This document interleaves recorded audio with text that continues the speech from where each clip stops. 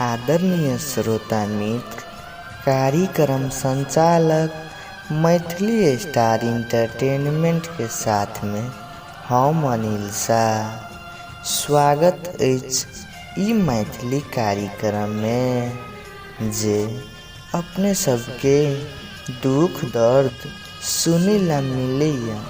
अहाँ सबके बीच में हम फिर से दुख से भरल प्रेम कथा लक आबि चुकल छी। त आजुक के पत्र लिख के पठेने छथि रोशन कुमार शाह जी, जिनकर घर मलहनवा सप्तरी से लिख के पठेने छथि। मलहनवा सप्तरी से अपन दुख दर्द एना के लिख के पठेने छथि रोशन जी कि हमर नाम रोशन कुमार शाह अछि। हम एगो गरीब परिवार से छी आ बहुत मेहनत के साथ पढ़ै छी, मुदा इहे पढ़ाई के क्रम में एगो लड़की से मुलाकात भ गेल आ ओ लड़की से हमरा प्रेम भ गेल।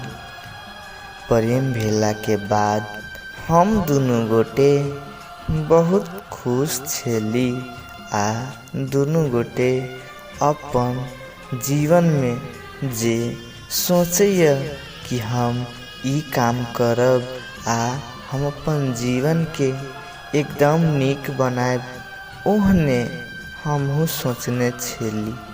मुदा जे सोचैया से शायद पूरा नहीं होइया, कैला कि दुनिया के इहे रीतिया।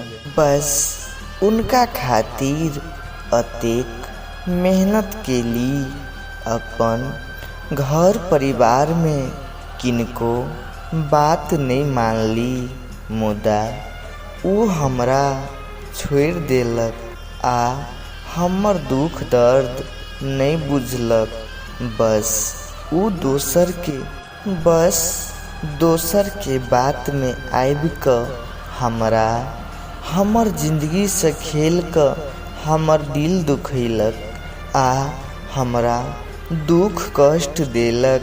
मुदा उनकर हरेक दुख दर्द हम सह के लेल तैयार छली, मुदा हमर प्रेम के नहीं बुझलक हमर प्रेम की। साहिल पे बैठकर हमने शाम कर दी, दिल और दुनिया सब तेरे नाम कर दी। ये भी ना सोचा कि कैसे गुजरेगी जिंदगी, हमने हर खुशी तेरे नाम कर दी।